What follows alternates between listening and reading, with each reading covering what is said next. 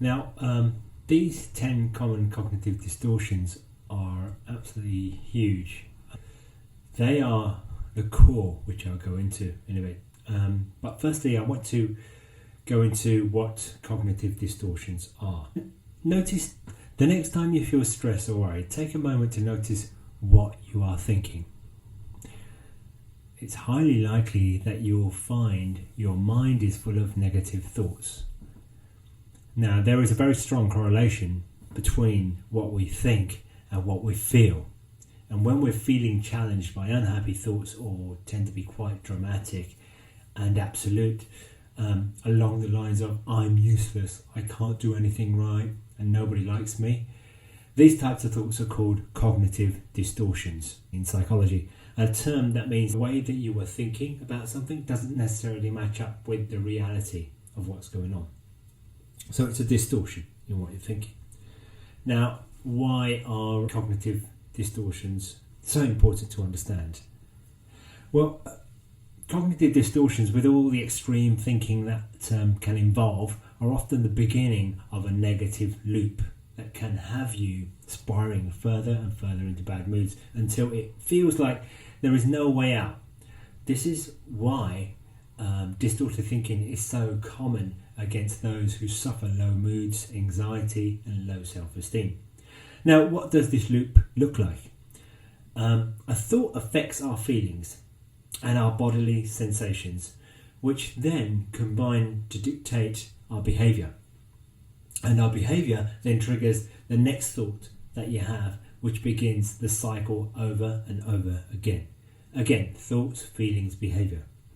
Of course, if the first thought is negative, the entire cycle tends to lead to an even more negative thought, and it goes on and on. And this is illustrated in the diagram below, well, the next slide rather. For example, thinking of a thought like nobody likes me can mean that you start to feel anxious and self-conscious around others. The feelings come in, which in turn causes sweating, heart palpitations, bodily sensations. This then results in you choosing to withdraw from others as a behaviour. That's the behaviour. So resulting in you feeling left out and alienated, which then produces another negative thought, such as there is something wrong with me, which starts the cycle over and over again. Again, let's look at this cycle in a picture format. There you go, thoughts. Nobody likes me. I'm always messing things up. That results in feelings. You're sad, you're self-conscious, you're anxious. That results in bodily sensations. You're tense, palpitations, no energy. And then your behaviour as a result is to withdraw from others. Stop doing the things you enjoy. And that is a vicious cycle to be around. Now, so why do we sort of concentrate on these cognitive distortions so much? Well, the fact is, first things first, they are the core. Now, cognitive distortions are the core of how cognitive behaviour therapies work in order to work with you to change your moods. Now, by helping you recognise when you're thinking distorted thoughts and help you to begin to question such thoughts and even eventually replace them with more balanced thoughts. Now, this might sound simple, but negative thinking is often a strong habit. So it's entrenched in it, is basically unconscious and can be seen as normal to you.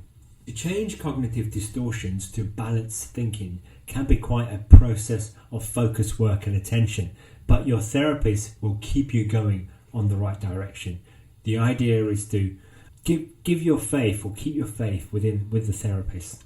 Okay, so let's start with this type of thinking, how cognitive distortions are and what they actually are. So the 10 starts with the first one being all or nothing thinking. Now, she's wearing a dress for the first time. She's thinking, oh my god, a new look, I'll never pull this off, I'll always be the laughing stock. Now, this failing to recognise that there may be some middle ground and characterised by an absolute terms like always, never and forever. Now, all or nothing thinking is when we see things purely in black or white. These types of thoughts are characterized by, as such, terms of every is another term as well. Now, everything is seen as good or bad, or a success or failure. It is generally a negative perspective that is endorsed, discounting all the shades of grey, possibly, that lie between the two focused choices. Another example is if you get 80% on the test, you feel like a failure that you didn't get the perfect score. And it's a problem with perfection as well. So the next one is overgeneralization. Taking an isolated case and assuming that all others are the same. Now, thinking of an overgeneralization way means you often see single unpleasant incidents or even event as evidence of everything being awful and negative, and sign that everything will go wrong. Here is a great example where she's basically fallen out with a guy, and she says all men are bad. I shouldn't trust anyone. Another example would be if you fail to get a job you were interviewed for, you decide you're never going to get a job, so you might as well go on the unsuccessful date, and that is it. You'll decide that you're never going to find the right job. Okay. Next one is mental filter. Now, this is where the glass is half empty. Now, mental filtering is when we focus exclusively on the most negative and upsetting features of a situation, filtering out all the positive aspects. For example, you undertake a presentation at work which is complimented by and praised by 90% of the team, but you dwell and focus on the 5% feedback that you could have done a slightly better job. This leaves you convinced that you didn't do well enough, and you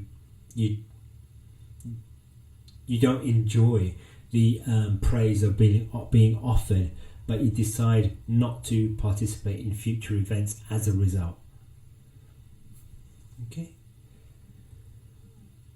Now, next one is jumping to conclusions. This is quite an interesting one.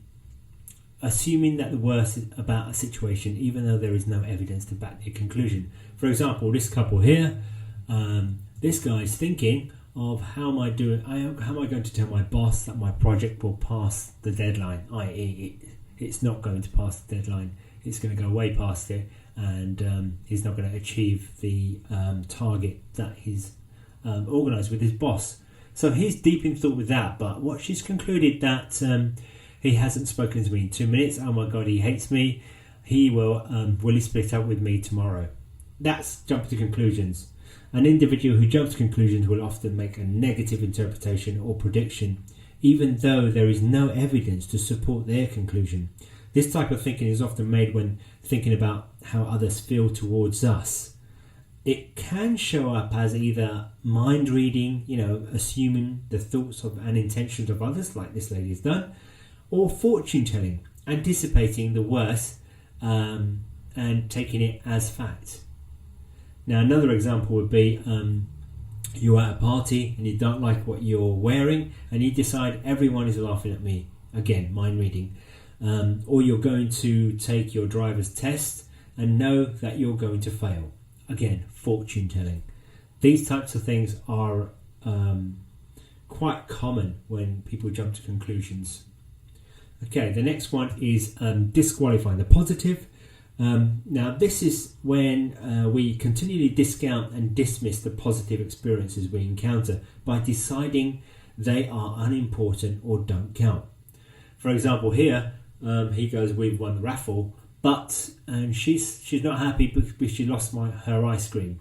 I wanted ice cream.